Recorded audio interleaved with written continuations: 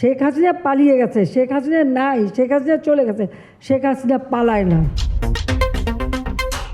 ক্ষমতায় থাকার শেষ চেষ্টা হিসেবে ভারতে পালানোর আগে বাংলাদেশ থেকে ক্ষমতাচ্যুত সাবেক প্রধানমন্ত্রী শেখ হাসিনা 5 আগস্ট সকালে সেদেশের জাতীয় নিরাপত্তা উপদেষ্টা অজিত দোভালকে ফোন করেন। ফোন করে তিনি বলেন দিল্লি যেন ঢাকাকে অ্যাটাক করে, কারণ ঢাকার উপর দিল্লির হস্তক্ষেপ ছাড়া তার ক্ষমতায় থাকা অসম্ভব। দিল্লির সহায়তা চাওয়ার আগে তিনি দেশে সামরিক শাসন কিংবা জরুরি অবস্থা জারির চেষ্টা করে ব্যর্থ হন, কারণ বাংলাদেশের সেনাপ্রধান সহ শীর্ষ সামরিক কর্মকর্তারা তার প্রস্তাব নাকচ করে দেন। সংশ্লিষ্ট নির্ভরযোগ্য একাধিক সূত্র থেকে এ তথ্য জেনেছে দৈনিক আমার দেশ।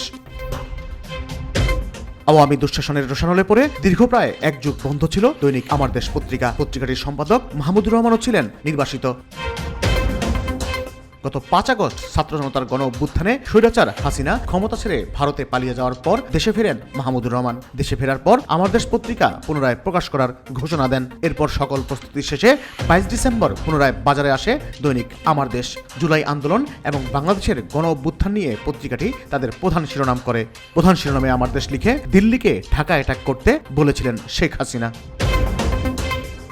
প্রতিবেদনে শেখ হাসিনার পালিয়ে যাওয়ার অজানা তথ্য ফাঁস করে পত্রিকাটি। তার মধ্যে হাসিনা পালিয়ে যাওয়ার সময় 14টি সুটকেস নিয়ে যাওয়া এবং এই 14টি সুটকেস ঠিকঠাক মতো বিমানে উঠল কিনা তা নিয়ে শেখ হাসিনার উদ্বিগ্ন থাকার খবরও প্রকাশ হয়। সেই সাথে দেশের মানুষ এতদিন ধরে জেনে আসছিলেন যে হাসিনা শুধু তার বোন রেহানাকে নিয়েই পালিয়েছেন, কিন্তু আমার দেশ জানায় শেখ হাসিনার বিমানে করেই পালিয়েছিল শেখ রেহানার দেবর ও হাসিনার নিরাপত্তা বিষয়ক উপদেষ্টা তারেক সিদ্দিকী, তার স্ত্রী এবং একজন শিশু মেয়ে।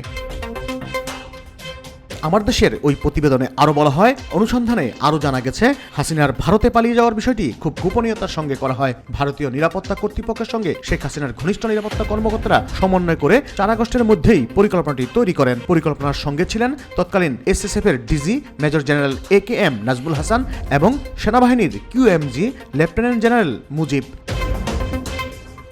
পালিয়ে যাওয়ার মাত্র দিন 10 আগে শেখ হাসিনা তার ভাষণে বলেছিলেন শেখ হাসিনা পালায় না, অথচ ভাগ্যের কি নির্মম পরিহাস, হাসিনার সমস্ত দম্ভ ধুলোর সাথে মিশিয়ে দিয়ে বাংলাদেশের সাধারণ মানুষ তাকে দেশ থেকে বিতাড়িত করে আর হাসিনা পালিয়ে যায় ভারতে।